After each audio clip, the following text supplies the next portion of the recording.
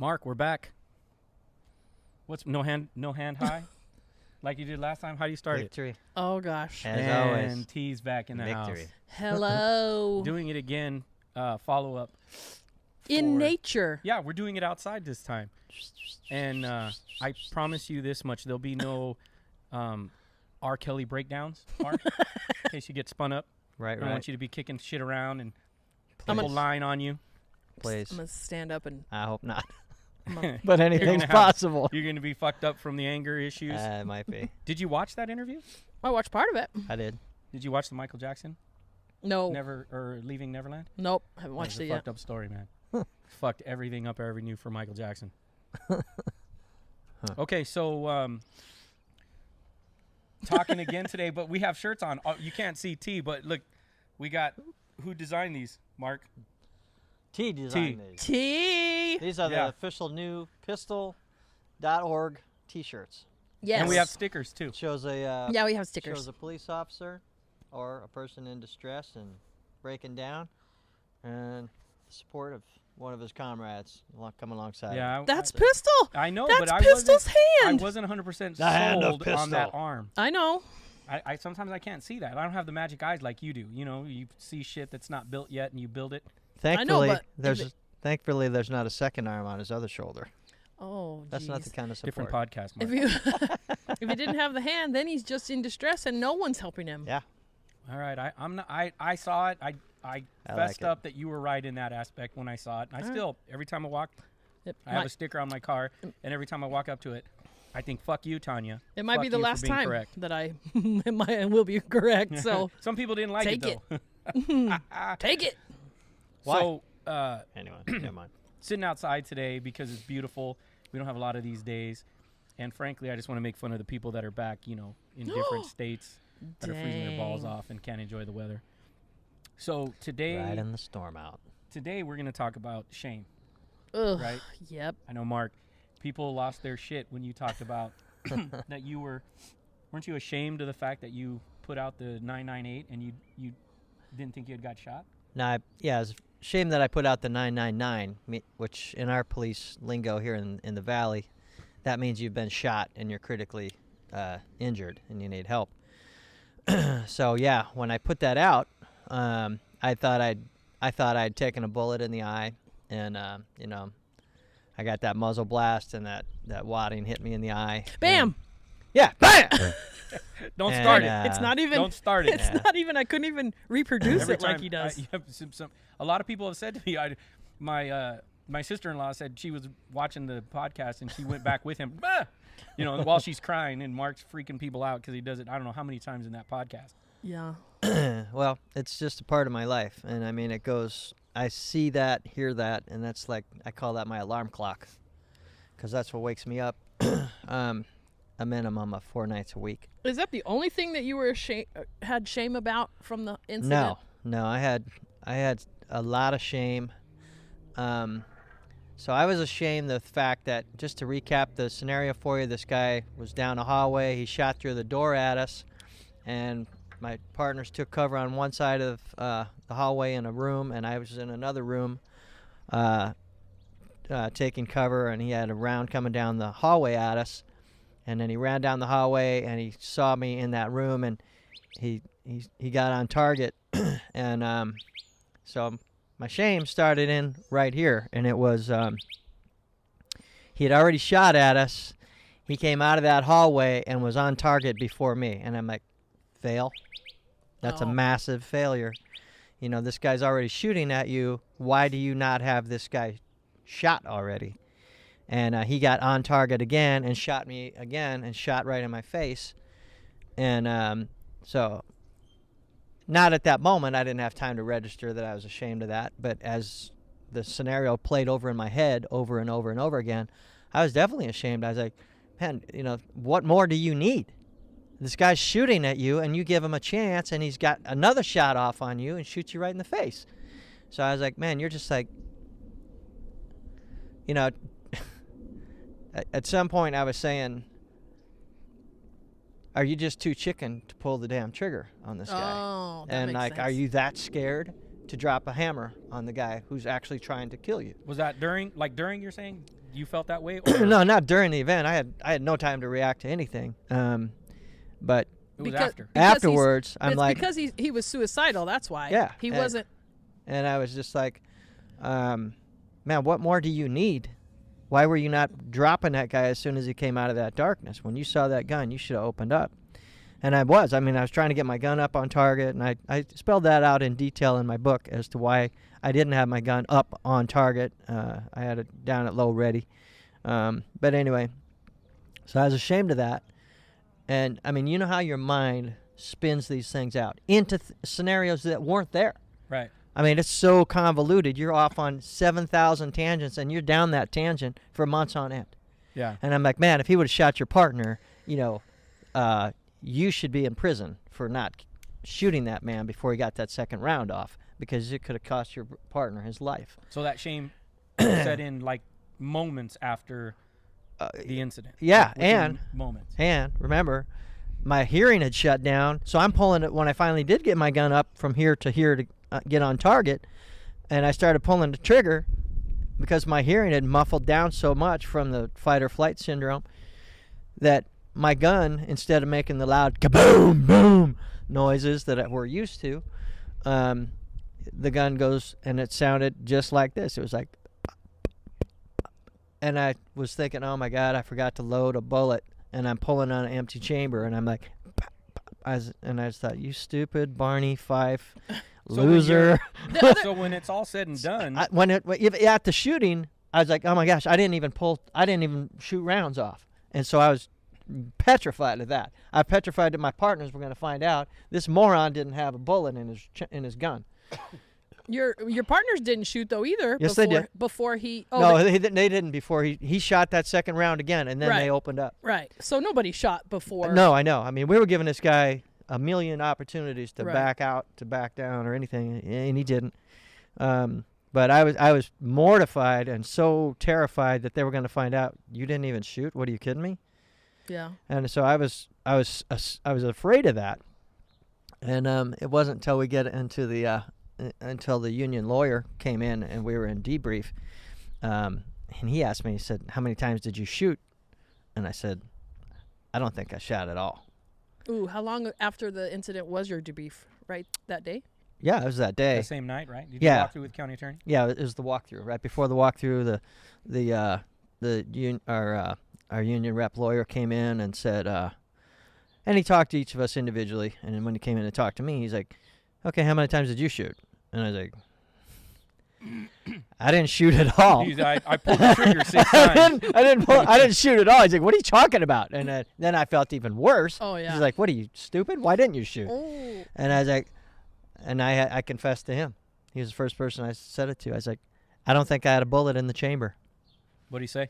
And he said, "What?" And I was like, "Yeah, I'm feeling bad. You're making me feel worse. You're not helping here." Oh.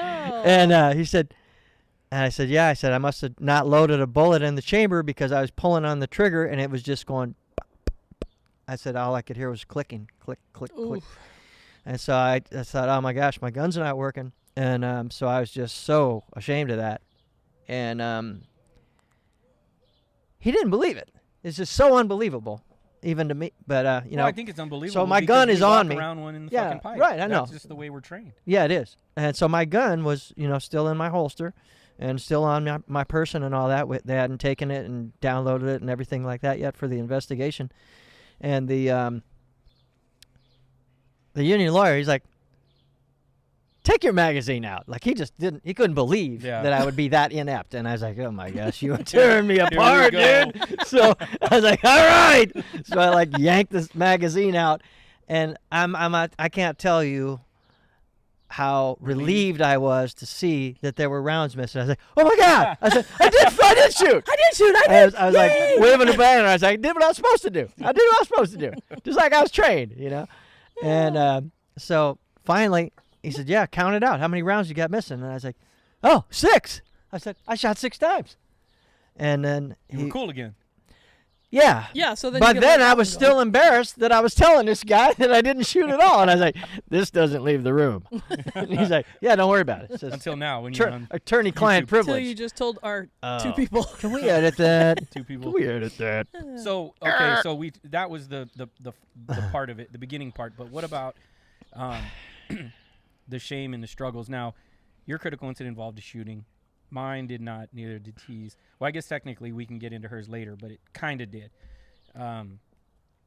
But afterwards, when you Coming back. were struggling, and not to go too far forward, but when you were struggling with the fact that you had got diagnosed with those 4 fucking letters, and you were already struggling, because, look, I didn't tell anyone. I just stayed inside. Even before I knew what it was, I was ashamed of the fact that I couldn't do what I was doing. My brain wasn't working right, and I thought it was a personal thing. You know what I mean? I thought I was just weak. Yeah. And couldn't handle what was going on. And normally I could shake stuff, but this particular thing I couldn't. So knowing that the screams had brought me down, and I couldn't really tell. I didn't want to tell my wife. I didn't want to tell anybody. I was like, I could fix this. And that's how fast it started for me with the shame and the embarrassment. Because the last thing I wanted to do was go to my squad mates or even my good buddies that I had worked with and trained with and tell them that I was struggling with these screams, and it was fucking with my head. Because, Yeah. the thought process is that they're going to just, fucking, you want some fucking Vagisil for your vag, the shit like that. You know, and it's to our own detriment. I mean, I know it's poking fun and all that good shit, but when shit really hits the fan, that's when that shame kicks in, because you really don't have anybody to tell. So with you, after that, because I know you've said in your book, and I think you said in the podcast about, that night, you woke up to that bang, Yeah. and the next day or however many days it took for you to go back, did you automatically have that shame there, or because look, in shooting scenarios, people always come up. I've been around shooting. Hey, good job, man. You smoked that motherfucker. I But know. you're struggling, I know. and what are you thinking at that point? So even before I got to my home and had my first nightmare, which was the very first night of the shooting, I had, that shame aspect of, I put out a 999 and I didn't actually get shot. So everybody's coming and they're looking at me and I'm perfectly fine. And so I had that shame. I'm like, man, they're thinking I'm some sort of frantic, panicky. I mean, there's pride. There's a lot of pride. I mean, there's pride in our job. Right. And you have to have it, because you have to go around with that, because that's the kind of thing that diffuses 99.9% of our calls. Hey, this guy's all put together. He knows what he's doing, so don't try to roll over on him. You know, don't try to steamroll this guy, because he's got it together. So you walk around like that, and when they pulled in and they don't see anybody shot up, I was like, yeah, I put out the 999. The dispatcher, a good friend of mine, she says, she called me on it. She's like, Mark, did you put out a 999? I said, no, I didn't. No, I didn't. I didn't put out a 999. What are you talking about? I put out a 998. Yeah. She said, no, I'm pretty sure I heard 999. I was like, no, you didn't. And like, you can't fool a dispatcher. You can say what you want about dispatchers, man, but they are like, their mind is a steel trap. And if they get an inkling of it, they're not letting go of it. And I mean, you admire that and appreciate that at some points, but man, I was trying to deny that I put out a 999, and I was embarrassed that I did. What about the like I said after that? So when I got home, struggling. when I got home, I mean, it started the very first night, and I had that nightmare of that guy shooting me in the face, and bam, that gun goes off, and I mean, I jumped up out of bed, and I'm looking around, and I told nobody about that. Were you married at the time? No. Okay. No, I'd just gotten divorced. So you didn't tell anybody that flashback? Or, No. I guess like a car accident. You close your eyes and keep yeah. seeing that fucking car accident over and over again. So that's what that it was. Bad loop. Yes. But see, that right there would say shame to me, because you don't want to tell somebody that now you're having this nightmare because you're ashamed that I felt wasn't strong enough, like wasn't capable of being able to control it and knock it down. You know? And I didn't want to look like this thing owns me. Yeah. Oh, what, you can't, this is your first shooting. You can't handle a shooting, and now you're going to fall apart because you got into a scenario that you're supposed to be part of. Because the shooting is what we train for. Yeah, that's our. You know, in mine and Tanya's situation, we don't really train for that scenario. Right. You know, Yeah. and for me, that shame carried it because that's the epitome of what we train for. So if you can't handle a mom screaming or, you know, subjects shooting at somebody and you lose your shit, how the fuck are you going to handle, you know, the cream of the crop and the coup de grace of a shooting? We talk about incident envy, you know, like people that get the physical injury, people that actually got shot or got physically hurt, as opposed to those of us that didn't get shot, didn't get a physical injury. I think the shame in those cases are going to be a lot worse because every one of us is going to be like, well, you got shot, man. Like that's okay. You're expected to be fucked up. Yeah. But for those of us that didn't have that, I think that was my problem. I was like, nothing happened. Like nothing really happened, and I'm fucked up. Like I was so ashamed. And then I was reading the computer and I'm sure it was the pistol website that I was looking at, the checklist about PTSD, and I was in the station when I was doing it, and I saw all the you markers. Checked every box? I checked every box, and of course that set me off. And as soon as I needed out of the building, soon as I walked out of that fucking room, there was my squad. And I was a mess. I was bawling, and of course everybody's like, "Oh my gosh, are you okay?" And what are you supposed to say? What are you supposed to say at that point?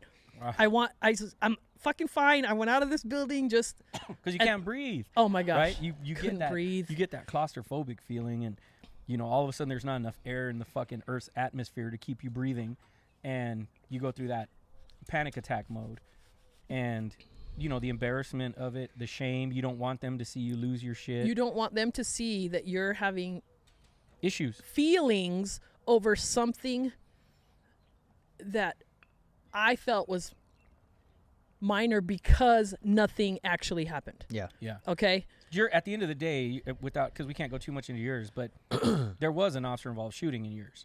Yeah. Ultimately, that was the end-all, be-all for that. You just got the predicate part of it. Right. That no one thought there was an issue. Right. Well, for all, I mean, without, like I said, we can't go too far, but right. I mean, a shot was fired at an officer, and it was at pretty close range. So, you know, those are all high-stress, critical incidents that occur, even though no one's hurt, and that's what we train for. I mean, we run to gunfire and stuff like that. But, you know, that shame, that's what kills. You know, that's what kills us, because if I could just walk in a room and tell somebody what was wrong with me, that'd be great, because then they can get me help. Because if I fall down and break my ankle, you know, I can look up at Mark and be like, dude, my fucking ankle's broke. He's like, yeah, we got to get you to the fucking hospital. I'm like, yeah, please do. Right. But in this situation, we can't. We Right. can't just say, you know, I'm hearing this mom scream, or, you know, I'm hearing this fucking gun go off over and over and over again, because we're not trained to understand how to accept that. We're not trained that way. You know, I talk, when we do our speaking engagements, and even more recently, I've told people in the academy, when we do CPR, I think it's all the same for everybody across the nation, probably the world. But you do CPR, there's a scenario where the mom comes out, and she's got the, you know, the doll baby, and you know what it is. Yeah. And you're like, oh, I got to do CPR. Right. You know, the compressions. Yeah. And all they're looking for is they're looking for you to do the compressions correctly, and then they tell you scenario's over, and then you pass. Right? And I was talking to somebody, and I said the way they should do that scenario is some of those people should be told that they did not save that child. You know, to prepare them? To prepare. Well, yeah, They because should have. if there's 3 of us and 2 of us save the child and 1 doesn't, but he did compressions correctly, Yeah. but he's told the child didn't make it. That's so valid, because before I left that man's home, we went into CPR to save him, and we couldn't. I mean, and I was like ventilating that guy. My partner was doing chest compressions, and all his blood was blowing up into my face and all that. And we were working our tails off to try to save this man's life, and we like took it on. That was ownership of that guy. Oh, well, no, you we're saving caused this guy. Right. Yeah, and I'm like rolling into his face. And But you caused that. I right? yeah. You know that. Yeah, I you know that. Okay, this person is now bleeding and possibly going to die is because I caused it. You Yeah. can, but I think you But can I mean, tell. You I can tell. had shame because we couldn't save his life, and then when you find out later that my department's PIO decides to release details about the shooting and a press release that day, and he said, he was mentally ill and was apparently trying to do a suicide by cop. And that was bad for you? You thought it that was bad. It was bad for me because I'm like, the guy was mentally ill. I'm like, what? Okay. What? Okay. So out of that whole statement, you heard mentally ill. And he was deliberately trying to get killed by us. Right. And Knowing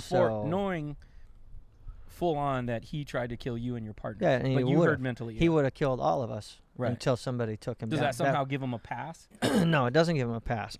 It makes at. Mark feel worse. I'm just telling you where I'm at. So if it was that's just another guilt rock thrown into my backpack that I got to start lugging around. Yeah. Okay, this guy wasn't even in his right mind. He was half crazy, so to speak. And I wish we could have talked to him.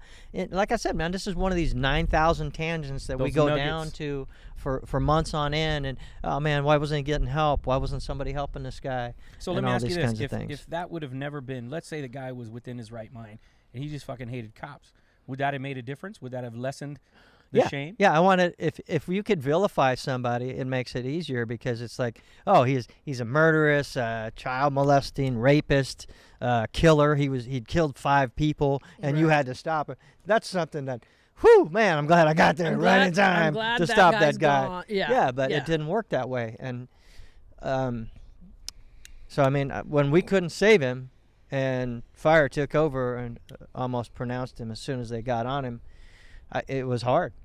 And I didn't.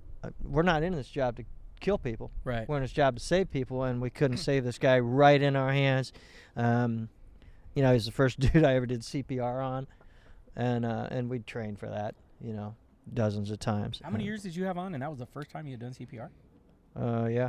Wow. One thing that you just said was one of the things, we don't get into this job to kill people. Right. However, when we get thrown through the ringer by insurance or departments or whatever, that's what they first throw out. This is what you're trained for. You're trained for this, and you're like, isn't killing people a part of your job? Fuck you, man. Yeah. Like how? I don't know. What about after? Isn't convicting innocent people part of your job? Oh, what? Yeah. What about after? Don't like that, do you? So what about after the diagnosis? So you now know you're struggling. Oh, I'm sure people saw it in you, right? Oh, absolutely. They're and like, what would you tell them? So, when I went through my 3 days mandatory off and then went back to the street, I was petrified of that neighborhood, and we had calls to go back into that neighborhood. I would not go in there, and I was sitting outside of this trailer court, and the responding officer comes in, and I'm sitting there just like I froze up, and I was like, I can't go in. Get someone else to go in with you. I'll sit there with you, but don't go in because I can't go into that call. Yeah. I can't go into another. What'd they say? They're just like, they were in disbelief. I'm surprised they didn't report it, and it happened 3 times. 3 times they got called back into that place, and I was like, I can't go back in there. I was too scared to go back in. I think probably, and rightfully so. I think they probably don't want to say anything because they think it's going to be your job. Yeah, Yes. of course, and it Fit would for have been. duty It could have and been. shit I like mean, that. it could have been. It was an obvious cowardice act, and I mean, they could have fired me for that, and rightly so. If somebody was in there and needed help, I would have been there. But when I was staging outside of that place, I was like, hey, get somebody else to come in and back you up on this, please. And so what about home life? What some about more friends shit. and family? I couldn't tell anybody. Yeah, I'm having these nightmares. I didn't tell anybody. And I was losing my sleep. I was losing all this other stuff. And I knew things were spinning out of control on me. And I was like, I can't tell anybody about this because, first of all, I wasn't familiar with PTSD at all. But I knew I was like going crazy. I think you're probably already there. Yeah, I probably was. Wasn't no fucking travel. No, and because the issue that I had was, I think with all the shootings that I had, or that I've seen, or with my squad had, like, you expect people to not be okay if they have to smoke somebody, or maybe it's a younger girl, or somebody under the age of 18. Yep. But in my situation, That's expected, right? Yeah. In my situation, nobody had ever said anything to me like that. Nobody had ever said, I still hear the sounds of a mom screaming. I still smell the fucking smell of antifreeze from a fatal accident where there's, multiple casualties and kids. Yeah. It was never said. So for me to actually have to come out and tell somebody that was really difficult, because then I perceive myself as weak. Yeah. And when I look at your story and I think to myself, well, fuck, you're fucked up from the coup de grace and everything that happens in the biggest climactic part of your career. And here I am just struggling with these screams, and I just figured, leave me alone. It'll get better and we'll be good. And I'll just go about my business and finish my career. Well, no, but you think that about him. He should be fucked up with what he went through. Yeah, whether you got shot or not is, I mean, great that you didn't get shot, but. So that statement you just made, T, what was statements that I've heard. I've heard medical people tell me. And so when I went to the counseling and all that stuff, they'd say, well, yeah, it's normal. I'm like, oh, okay. Well, then everything I'm having is normal. Yeah. I'm supposed to wake up 5, 8, 12 times a night. Bam, hell, yeah, it's just a normal time. Go back to sleep. Bam, it's normal. Normal for here I am just sitting there. I'm like going crazy. I'm like, oh, this is normal. Just ride it out, man. Ride it out. Shut up and ride it out. Stay in. Stay in the job. Stay in the job. As in good. No, but I mean, they would tell me that. They would say, no, it's normal. It's normal you're having these nightmares. It's normal you're having these things. So so you're thinking anybody you knew on the department that had a similar shooting or just a shooting in general is going through the same thing? Do you go to them? Yeah, and they're not complaining. So, and that's what you're thinking. They're not right? complaining. So what's wrong with you? Right. So what's wrong with me, and why am I freaking out? Why am I being a candy about it? And so I was ashamed of that. Right. I was ashamed that I was freaking out, and like everything. Like I would wake up, there would be so much sweat in my pillow, man. This will sound gross to you. But I would get up, and where my head was at, it was recessed and it was full of water. Like I would take my pillow and dump it off to the side and flip it over, and for fear that, at the time my girlfriend would see it and freak out and just like, get out of here, you're disgusting. Maybe part of it was drool. No, I drool a lot. I think it's the meds, though. Yeah. Well, that's what I'm saying. Maybe it was a side effect of your meds, because that is a side effect. Man, anybody that sleeps with me. Anybody that He sleeps knows. with me drools. Yeah. Calm down, George Clooney. You're like a 5'5" George Clooney over here. Hey, But still, I think with, it took me, I don't know how long did it take me to finally tell my family? It took like a year before I finally told them, because, thankfully they weren't nosy. Normally they are, especially my mom, but, Wait, it took a year to tell them what? That I had got diagnosed with PTSD. Oh. Because I was absolutely not going to tell people what was wrong with me, because I should have been able to beat it by myself. It shouldn't have bothered me, especially a drowning. In Arizona, there's so many fucking drownings. You just hear those screams all the time. Right. But, it wasn't until Officer Craig Tiger had taken his life, and he had done a newscast, a news interview for PTSD, and Pistol had also been interviewed, and we had tried to get him to come to Pistol, and he had taken his life the weekend before. And I was having a really hard time with telling people, just in general. Like, it was easier for me to tell people, oh, it's my back, that's why I'm on light duty. Right? Because how many fucking cops that are fucking off because of their back, their duty belt? Right. And then now that I look back, I think to myself, maybe it's not their fucking back. Maybe it's something else. Mm-hmm. Because that was the easiest thing. When they put me on light duty, I'm in callback, right? So I'm sitting in callback, fucking typing on the fucking computer and calling people back. People like, hey, what are you doing? They come into the briefing room, have lunch, right? What are you doing? Hurt my back. Oh, man, I hurt my back last year. Because we can now, we can affiliate with them. Like, we have that connection. We connected with them because your back's fucked up, my back's fucked up. Whose back's not fucked up? Right. But I couldn't tell them why I was on light duty.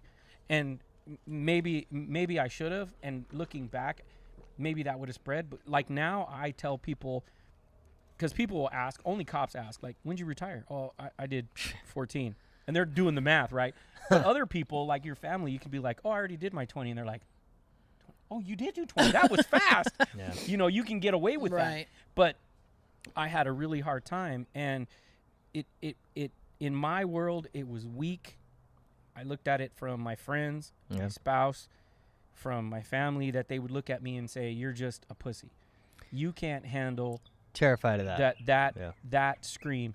And looking back, and even now, I think to myself, as a shooter or getting shot, I think that's easy, because who wants to get shot, right? Like I got shot, because people, you know, they get in a car accident and they have to go see a fucking shrink because they're reliving that car accident, and it's not a fatal, but they just, that loop is there. Yeah. And it's almost, for them, it's almost like, I don't want to say cliche, but it's normal. I had to see my shrink this week. For us, we don't say that shit. No. Right? We don't say, well, I had to go talk to my doctor because I'm reliving this fucking shooting, or I'm reliving this drowning, or this mom screaming, or these shots fired, or, you know, I see the person that burned up in a car every night when I go to sleep. Because you think, like Mark said, you think, well, if he's not fucked up or she's not fucked up and she's not saying anything, then why should I? Right. But deep down, they're fucking suffering, and Maybe they're they waiting are. for somebody. Yeah. It's like old. Remember in Yeah. class when the teacher would say, "Anybody have a question?" You're like, "I don't have a question." I don't have a question. You had But then as soon you as had somebody 9 raises their questions hand, because right, all the hands go up. Well, if Manny has a question, yeah, then T yeah. has a question. Right. You know. Yeah. And how'd you get to that conclusion? That's what I'm finding out now, is when people see me and they don't know what's going on with me, or don't know about my incident or whatever, and I tell them, okay, I got diagnosed with post-traumatic stress in 2015, and they're like, yeah, this job, we're all fucked up from this job. And I'm like, okay, well, then why are we all ashamed to talk about it? Or Because it's inbred in the culture. Yeah. It is. It's And- inbred in there, because if you're perceived as weak, you're yeah, not because gonna you know get- what else is inbred in the culture? The shame. Right. The shame of, you know, suck it up, buttercup, get back out there, next call, and get to it. Well, yeah, because you don't And- want to be the one. I never wanted anyone to think that they didn't want me as their backup. Can you imagine how awful that would be to know that you were that officer that nobody wanted on their So you fucking touched on calls. some stuff too that was sensitive to me, and it was, you know, I had at the time of my shooting, I had less than 5 years on, and so, yeah. Well, I mean, technically, People you'd talk be a to me about, veteran. oh, did you retire? Yeah, I retired. Oh, you did 20? That's what I usually say. Yeah. Which means that's what my gun was doing. Click, click. I'm not gonna. I don't that. I'm answer gonna it. let you I believe just be that. like, I give him an old man click. I'm gonna let Hey, you believe I'm that. old enough to do that now. Hey, you know, and I was just like, yeah, 20. Well, and again, how do you deal? And with I was ashamed of it. I was ashamed I couldn't do a 20-year enlistment. You know, and yeah, because you didn't make that. You I raise didn't your make right it. hand and Yeah, you think, and I didn't I'm gonna make serve it, my and 20. We sign up I've for heard 20, I've heard right? phrases like you're a one-shot cop. You get in one shooting and you're out. You're done. Like it blows. Wait, you heard that from other cops? I heard it from a lawyer. Ooh. Yeah, who was like Who throwing carries it, a briefcase? who was and like fucking throwing it in my Yeah. face. Drinks Carmel macchiato. I think it was along the lines of so what are you, a one-shot cop? Yeah. What do you tell That's me? the first time I ever can heard be a that two-shot phrase. And I cop was if you like, fucking say that one more time. yeah, and I was just like, yeah. So it was like totally calling out your manhood. You know what? You know, are you that big of a candy that you can't, you know, get back to the job because you got in Right. one shooting? Well, and I've heard it from other officers. And they you know, do it. They the, push the you that people way. that have never pulled a trigger, they come up to you. Oh, you can't handle fucking shooting. I'm like, really? How many shootings have you been? Oh, involved and in? they here's something I know you guys have heard. Oh, I wouldn't have no problem. I'd shoot some people. Oh yeah. I could Yeah. shoot Oh, anybody, yeah. and I'd sleep like a baby. Yeah. Yeah, you'd sleep like a baby, rolling around, peeing your pants. That's the way I sleep Yeah. like a baby. You have to wear a diaper. Yeah. Just like I did. Yeah. Because I couldn't. I'm scared to go to sleep. Yeah. And And that we was hear another that. shame factor of mine. Like I would get so scared when my PTSD got, you know, when I was flying high on it, and I would see this man walking around my house and coming up into my face, and I mean, I would literally just lose control of myself and just pee So all over what me ab- like a cocker spaniel, man. What That was would you crazy. say was the hardest part of the shame? Like, I'll tell you mine. Mine was my wife. Yeah. And my kids. Yeah. Because the whole thing that kept going on in my mind was, you know, I left here, and in uniform we're larger than life. T, you're not a small person. You're larger than life, anyways. But in uniform, you're that much more intimidating. Right. And my officer presence was I very used there. verbal judo. Had a black belt in verbal judo. But yeah. And so I struggled with that. And as bad as it sounds, and I think it was probably my wife that said one time, like, if I'd have left you, I'd have left you a long time ago, not because of now. But in my mind, I thought, well, if I'm scared to go to sleep, then how is she going to want to go to sleep with me? Because, you know, I'm one night terror away from fucking being in the corner shivering and hoping somebody's going to save me. Yeah. You know, and, you know, now I have a dog that walks around with me, Mark, you do. Yep. And people look at you different. And Yeah, they look at you they like wonder you are how, some sort of what circus exactly, act. Yeah, like what exactly did you see that was that bad? And in our minds, it's not that bad. Like I had mentioned to my wife not too long ago, probably a couple of weeks ago, about the incident that I had where I had to buy back a small child, 2-year-old. And we had talked about it. Yeah. And we had talked about it in one of the podcasts. And she sees that something's wrong with me. She's like, "What's wrong?" And I'm like, "Well, you know, I'm struggling with this fucking buying this 2-year-old." Because the whole intention when I was buying this 2-year-old back was the sellers knew that it was strictly for sexual gratification. And I'm struggling telling her this. I'm tearing up. You know, I'm telling them about the SWAT guys who's tearing up who had listened to the bug. And she looks at me and she's like, "Well, why are you messed up from that?" And so I immediately stopped and I'm like, "You're right. I shouldn't be messed up from that. Let me get myself situated here. You're right, right?" And she's looking at me. She's like, No. And she said, "You've always just come home and talked about it like it didn't bother you. Everything. Any shootings we had been involved in, my squad had been involved with. I talked about buying back the little 2-year-old girl." And she's like, "You just talk about it like it's not a big deal." So then she looked at me like, "Why is this bothering you now all of a sudden?" But it was my own fault that had caused her to become callous to that, right? Because we just report out. Right. All we do is report out to what we see. "Hey, how was your night?" "Oh, you know, Mark got in a shooting, smoked a dude. Everybody's good." You know, the villain is dead and Mark's good. And that's how we just report out, and that's what we do to our families. And at the station, everybody's fucking giving us high fives, you know, patting us on the back. "Dude, you smoked that motherfucker, you know, lit that dude up fucking 27 times. You're supposed to be okay with it. Right. So when you go home and you're struggling with it, that's where I had the most shame. I don't know that I was really worried about my squad. I did worry about them and worry about what they were going to think. I was. But the bigger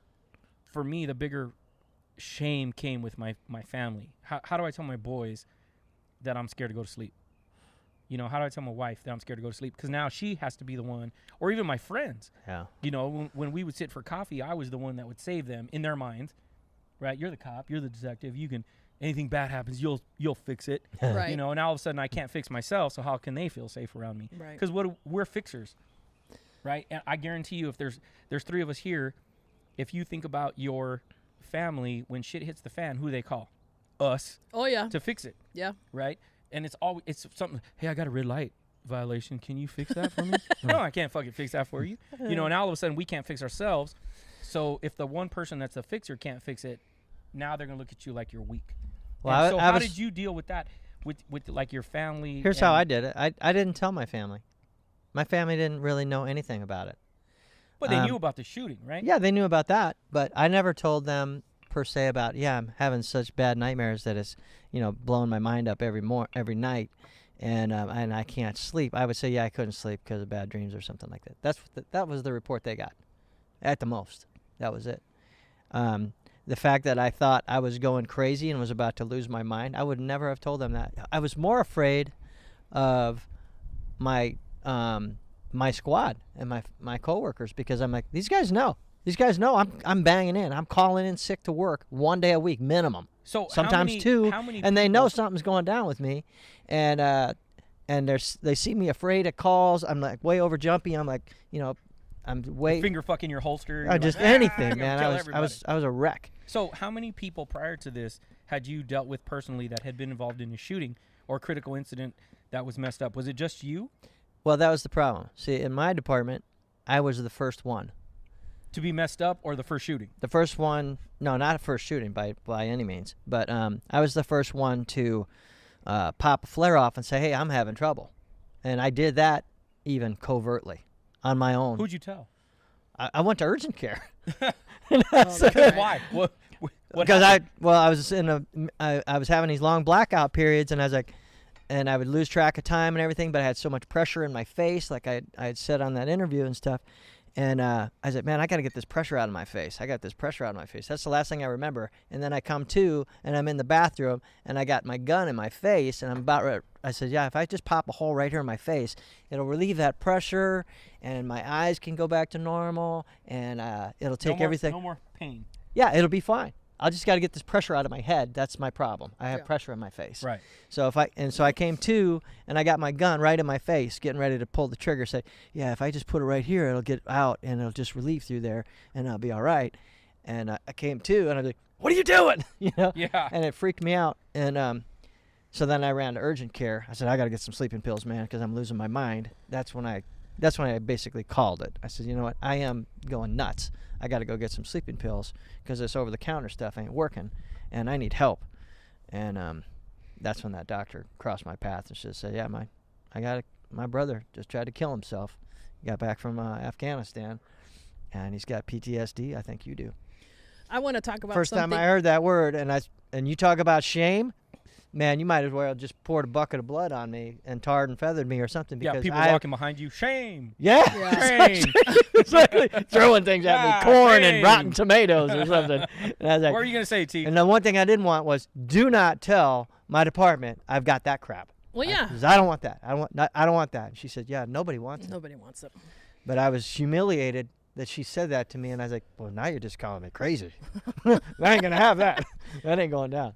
What I was going to say is, in addition, you guys probably won't get this, but as a woman on the department where you already go into something that's a male-dominated type of job, you get this kind of incident, you have trouble already, so you have to prove yourself that you can be an officer, that you can go out there with the guys, and that you can do that. So having this and being a woman, I think, is a little extra. You don't want the women, or you don't want the men to know you're weak to begin with. You definitely don't want them to know, now I have to try harder because I'm a woman. So I think because you're boo-hoo. it adds a little bit of extra stress on top of things. Because you're already trying to overcome that. Because you're already trying to not be the wussy one, you know, because it's not anything bad, but it's just how our culture is, you know, with women. I'll say it. I've seen women that run their mouth and wouldn't be able to back it up in a fight. So yeah, but that's not necessarily all true though, because I work with men who I would much rather have you or another female. I know, but I get what you're saying. I understand all what the you're saying. stereotype there. Stereotyping, and Absolutely. as a woman, we have to try harder. And that is wrong. So that's hard. So your shame is a totally different level of shame. The women are, well, I think it's added shame because we already we don't want to be seen as the weak one, and then we're like, oh fuck, it's just extra. Yeah. That, see, now looking back, I mean, I worked with a lot of girls, a lot of women who I would have much rather have them as my backup. But looking back, you know, you should have emotion. Like, that's where they fuck us. You know, when they take away that emotion, like, hey, don't lose your shit. Right. You know, in the academy, you guys have that emotional. You cry when you should cry, right? Yeah, but we're not going to go and cry any more different than the guys are, whether we want to or not. We're going to go and hide it from everybody anyway, because you just cry in the shower. We're not going to. Maybe. Like you did that time, remember? Remember you told me at band camp? Yeah, when I cried. Yeah. Yeah. You were lathering my back. Remember, you said, "Just go ahead, let it out, let it out." I did. We had too much alcohol. What's in that AM PM cup of yours, Mark? AM and PM. So, it's AM means Mark, and PM means poor Mark. Yeah. Mark, poor Mark. You fall into that. Poor me. That's my pity cup. And you try, like I did. You know, I tried I can muscle through this. You know. Oh yeah. Because and you can't. You know, and I would even tell the officers out there now that are listening or watching, you know, you can't do this without just being honest. And, you know, one of the one of the places that they sent me to was West Coast Post Trauma Retreat, and when I got there, the first 2 days no one would talk to me. I was that angry, but I think that anger was just a wall because I didn't want to lose my shit. Like I didn't want to cry. Well, yeah, you had to hold it in. You had to be angry because if you weren't angry, the feelings were going to come out, and then you were going to be crying. Right? Yeah. But then afterwards on Friday, like I held on to one of the main, the lead peer there, and I was bawling like a little fucking 5-year-old. I'm like, I don't want to go home. Bad shit happens at home. Hey, hold on a second. Well, I think that's why. Okay. There my it is. God. Hey, there it is. Just like on the T-shirt. Yeah. Fuck it. Thanks for pointing that out, Mark. Don't do that. Poor Mark. Poor I Mark. couldn't see it. That's what. I have no idea where I was going with that. He threw me off with the hand on the shoulder. Sorry. God. Oh, that's what we do in group.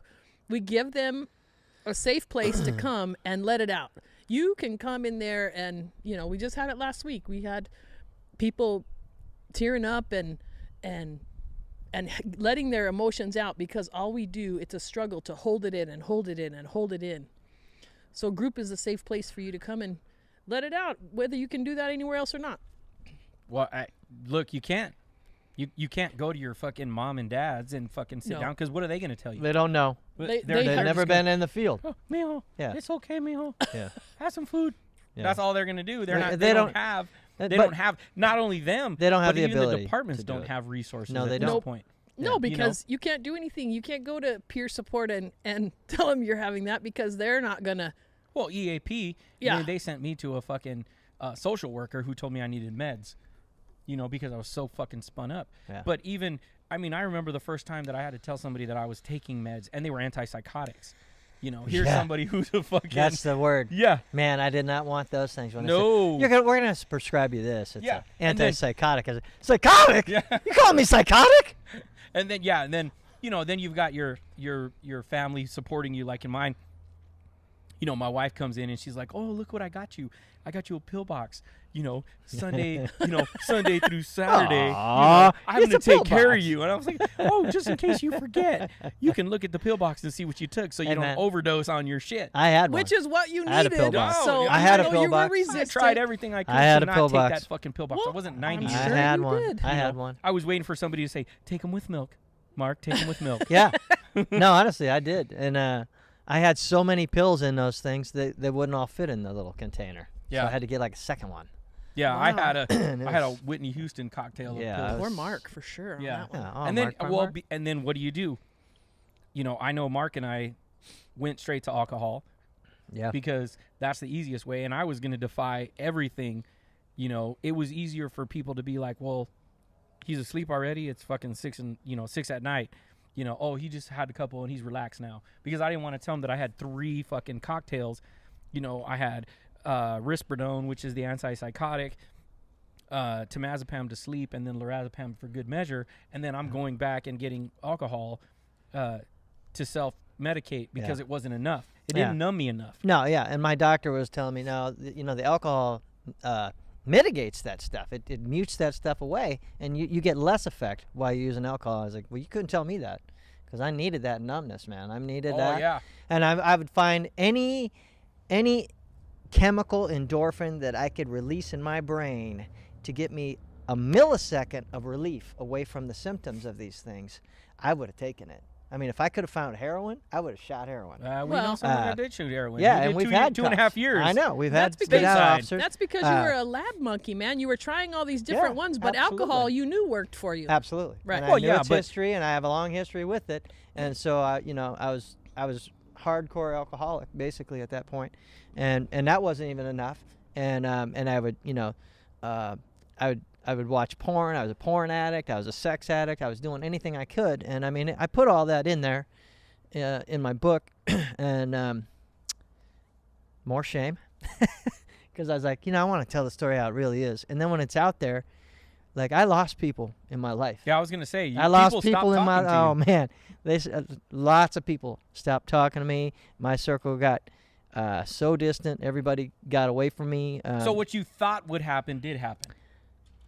The people that you thought would be there, they left.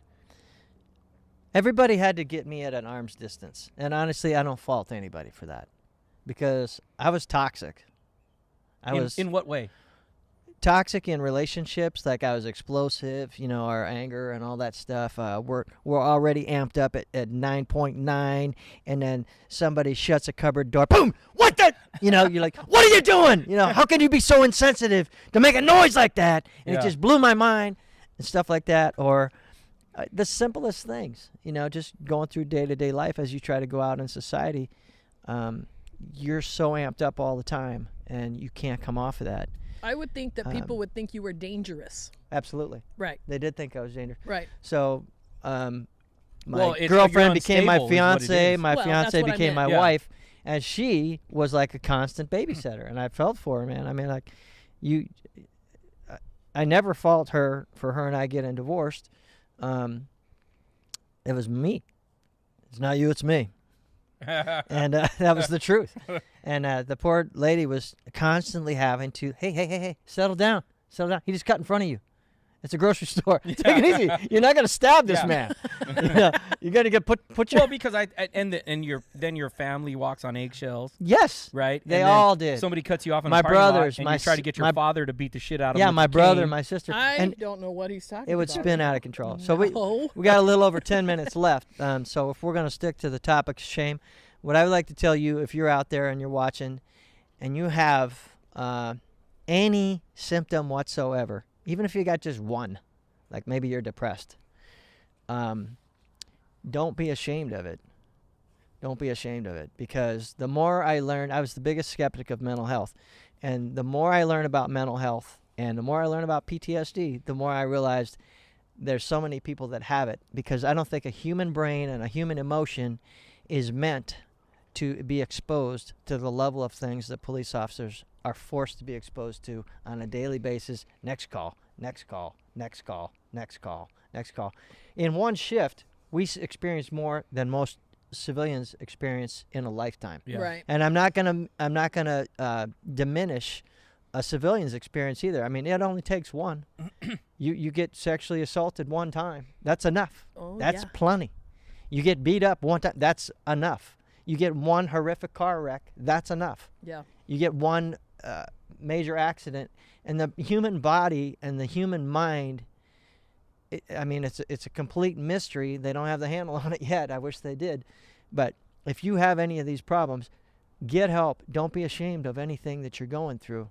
Look at yourself as a like a war veteran. Look at yourself as hey, I've been there. I've been out in that field, and all this stuff happened to me. And now I'm coming in from the field, and I'm going into the medic tent, and I'm just going to get patched up. If you have one symptom, go in and get help for that before that snowballs into 2 symptoms, And no 6 one symptoms. and no Now one you're has to beyond know help. that. No one has to know that you're doing that, because No, you they can don't. Right. do that on your own Yes. outside, because you do need to take care of yourself Yeah. and not wait for somebody else to take care of you. Right. Anything you want to say, T, before we wrap up? Nothing I can remember. It's been nice in nature. We might have to do this more often. Yeah. Yeah. It's a little chilly. I see you got a hoodie on today. Mark didn't take his jacket off, and we're in Arizona. I feel shame. I feel shame now.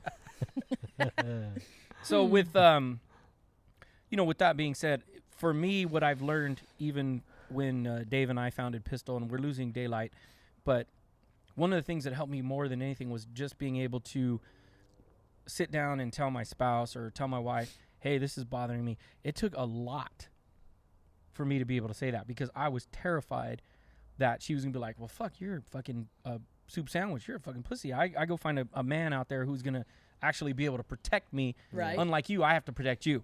Right. Because in the middle of the night, when you wake up and I felt that. you're fucking freaking out because you had a night terror, Yeah. or you heard a loud noise and it's the middle of the day and you think motherfuckers are trying to kill you, the hypervigilance, Yeah.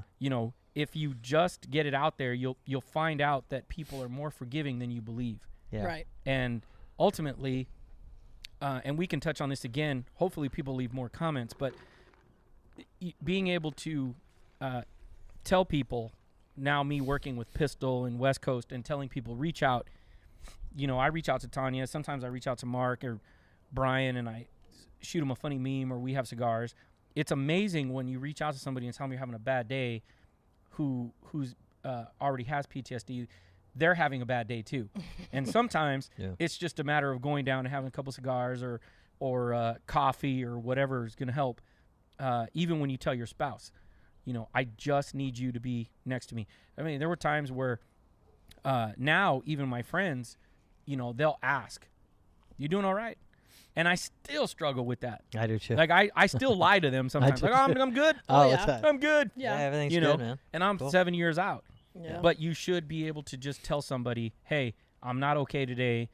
Can we just grab some coffee? And I don't need to talk about my experiences or my bad calls or what I can't unsee Yeah. or unhear. It's just a matter of being able to openly say to them, I'm not okay today. Right? And so with that, we're losing daylight. We still have a little time, but Mark and I we're not looking very good on Looking the at- screen. But I like better in the dark. but we are gonna Ugly goes away in the dark. we're gonna do more. Hopefully, we'll do more outside before it gets to be 180 degrees out here and we fry. Talk about the shirts. The shirts are going to be Right, for Mark. sale to benefit Pistol Yes. at some point. So the shirts will benefit for us to keep the doors open for officers to come to groups. We run 3 groups. We're in Arizona, so we're in Tempe. We got 2 in Anthem. And it helps us keep the doors open for these officers to come in and actually get rid of that shame, leave that shit in the meetings. None of us are paid. We do this all volunteer. Mark's here volunteer. He's kindly donated a part of the proceeds from his book. Stay tuned. We'll get you all the information you need for the shirts. And Mark and I will try YouTube Live if I can find my phone. And when we go live, we'll have a trivia question. You get a free book and maybe a shirt and a sticker. And for those who are part of the reason that this occurs is because of Andrew Hawk and Stacy. I won't use her last name because I don't have permission yet, but they definitely have helped us with the donations among some other people who have donated. So that helps us keep doing what we're doing. If you like what we're doing, donate, buy a shirt, you know, at the very least, buy a fucking sticker. What does a sticker cost? Stickers, $5. $5. And it's the same design. You can stick it on your car. Hopefully we go on a random Right there. Still when in the oh dark. Yeah, geez. you can see it in the dark. When we can actually go get some stickers out there, we're gonna go hunting for one and see if we can find one on somebody's car. The first one we find, we'll give them a free shirt or something. We're gonna stalk them and knock them down. I'm gonna and go be put it like, on my you car." got a sticker. Yeah, and we'll be doing a fundraiser at California Pizza Kitchen hopefully by the end of the month. This will air on Friday. It's too dark for me to see the date, but just rest assured it'll happen. You'll see it on our Facebook. So appreciate you guys following up. We'll talk to you next time.